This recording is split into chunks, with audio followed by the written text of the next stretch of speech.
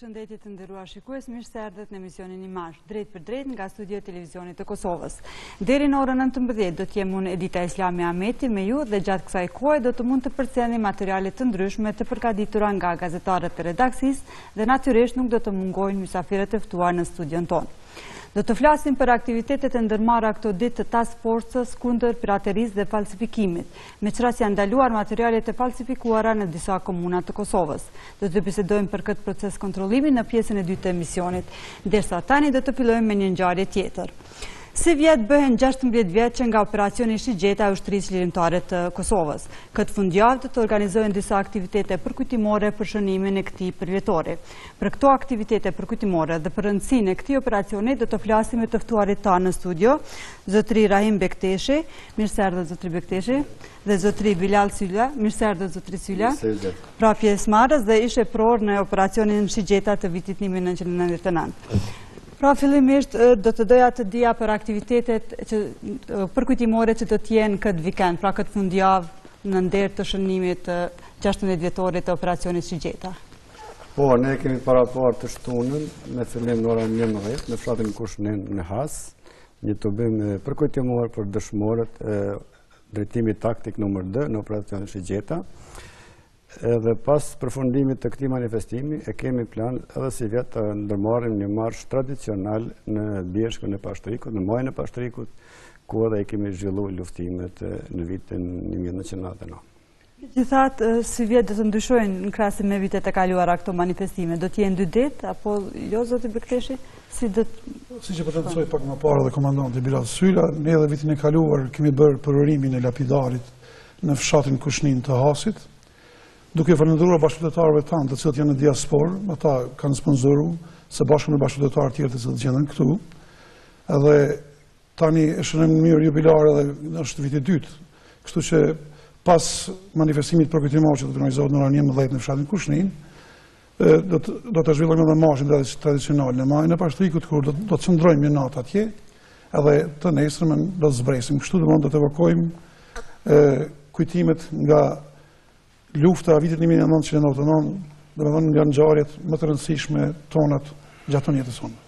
Ju keni qenë vetë pjesëmarrës të këtij operacioni, por me siguri që shikuesit dëshirojnë të dinë pak edhe për historinë e juaj ushtarake, zotëri Sylla, kur ju vetë keni kryer akademinë ushtarake dhe keni qenë edhe pjesëtar i armatës jugoslave. Na tregoni pak në atë kohë kur shpërtheu konflikti në Sloveni dhe kur ju u larguat nga ajo luftë. Po, në bas përfundimit akademisë ushtarake në vitin 1988 me gradën Toger, ju kanë caktuar në detyrë në Sloveni. Dhe mbas 3 viteve shërbimit ushtarak, shpërtheu lufta në Sloveni dhe unë mbas përfundimit asaj lufte bëra kërkesë për mu demobilizu për asaj ushtrisë e vreta se kjo nuk sjell asgjë të mirë as për mu personalisht, as për kombin tim, edhe për fat të mirë pa probleme jam larguar nga ish armata jugoslave. Jam kthyer në Prishtinë. Mbas andaj jam qenë arrestuar në kuadër të Ministrisë së Mbrojtjes, ku mbajt edhe paraburgim për 10 muaj ditësh në Prishtinë. Dhe mbas lirimit tim në mbrojtjen e liri, jam larguar komplet nga Kosova me familjen time për në Gjermani.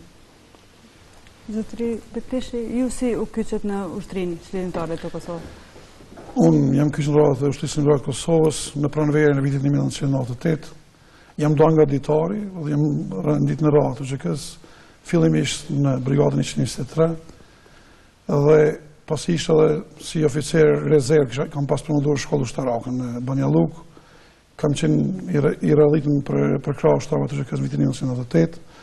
Më pas në vitin 1999, së bashku me komandant Bilalin, kam ushtu detyrën e zëvendës komandantit në qendrën stërvitore në Feken të Dajtit, edhe më pas në drejtimin taktik nr. 2 në operacionin Shigjeta. Ka qenë koha e mobilizimit të përgjithshëm, ku qendra stërvitore në Feken ka qenë një qendër stërvitore ku asistuan edhe në përgatitjen e provave të Akademisë Ushtarake Skënderbeu të gjithë të mobilizuarit, të cilët erdhën nga diaspora, edhe nga aty 2 batalione morën pjesë në majën e Pashtrikut në drejtimin taktik nr. 2 edhe një batalion tjetër në Koshar. Zotëri Sylla, pastaj ju tregua që shkuat në Stuttgart, apo? Pastaj si u kyçet, si vazhdoi mobilizimi nga Gurbeti? Unë në fillim të vitit 1999 nuk mu isha me gjithë qëtësi shpirtërore derisa vresha se lufta në Kosovë së cilëre po merr më shumë hovë. Ashtu që në fillim të marsit e vendosa me lanë familjen në Stuttgart dhe mu kyç në radhë që kësë. Në fillim të marsit jam kyç në Vllanë afër kufinit me Kosovën, në afërsitë të Krumës. Jam kyç në qendër stërvitore në Vllanë në Ushtrinë Shëndetare të Kosovës dhe prej aty me njerë më ka dhënë detyra në stërvitjen e vullnetarëve që lajmëroheshin në Ushtrinë Shëndetare të Kosovës. Prej Vllane jam caktuar me detyrën Helshan, aty ishte një numër i madh i vullnetarëve që kishin nga gjitha trojet etnike, po më shumë nga diaspora. Dhe aty e morëm detyrën për me stërvit afro 1000 ushtar vullnetar që ishin ardhur në qendër. Pastaj prej Elshani se Ceko dhe komandant Rahimi jemi transferuar në Feken, afër malit Dajtit, dhe aty kemi vazhduar me stërvitjet intenzive ushtarake të vullnetarëve për luftimet e matutjeshme. Këto kanë qenë edhe stërvitjet në kuadër që janë bërë për operacionin Shigjeta, që aq shumë është folur në atë kohë. E vërtet se në fillim prillit ka dalë një grup e prorëve prej shtabit përgjithshëm të QK-s, ka dalë në Shqipëri, edhe ata kanë pas detyrë për me organizu operacionin Shigjeta edhe me realizu operacionin Shigjeta, dhe më thonë me gjithë ata vullnetarë që kanë ardhur prej diasporës dhe prej trojeve etnike. Po sa ka qenë e madhe ajo qendër stërvitore dhe sa ka pasur luftarë të themi aty?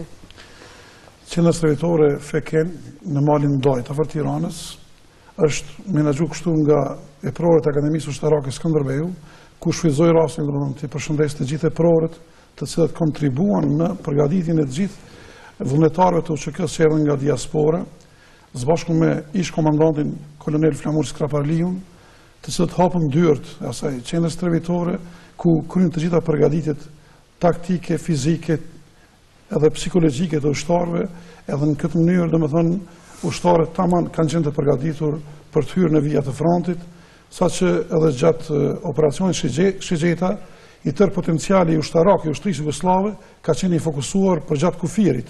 Në këtë mënyrë është lehtësuar, domethënë fusha veprimit njësive të UÇK-s që kanë vepruar brenda territorit të Kosovës. Domethënë ushtarët kanë qenë tamam të përgatitur, edhe mirë po edhe pajisja me armatim ka qenë e mirë, sepse edhe jemi mbështetur edhe me artilleri të rëndë, domethënë nga prapavia, duke sulmuar kështu pa ndërprej pa rreshtur pozicionet armike që kanë qenë karshinesh.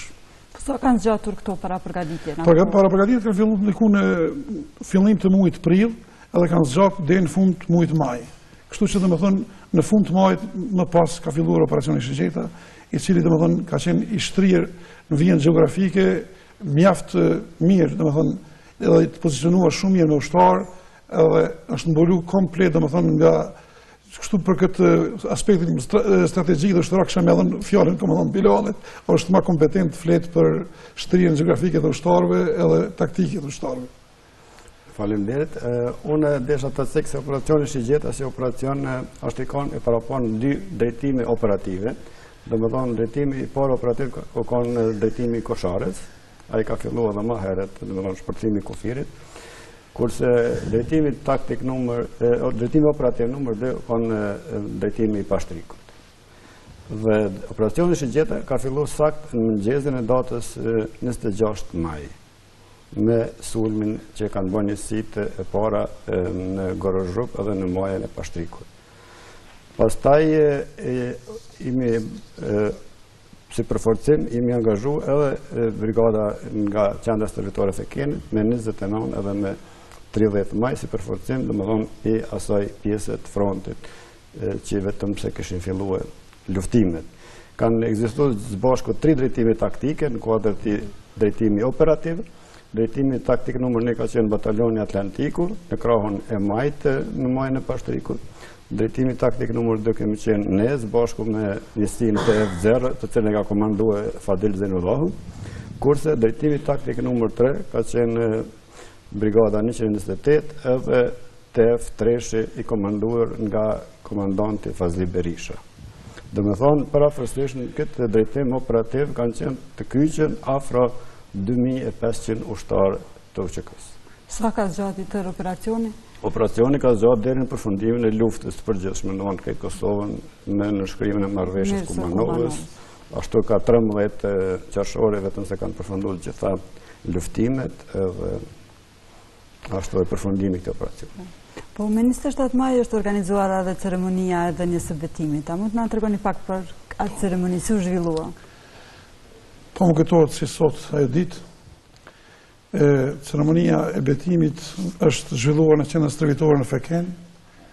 Ka qenë mysafirë edhe nga shtabi i përgjithshëm, ka qenë zoti Jakub Krasniqi, i shefi i shtabit të përgjithshëm ka qenë zoti Bislim Xhirabi ka qenë, por njëkohësisht kanë qenë edhe Kemi këtu edhe disa pamje përfaqësuesit nga strukturat më të larta shtetërore dhe ushtarake të Republikës së Shqipërisë.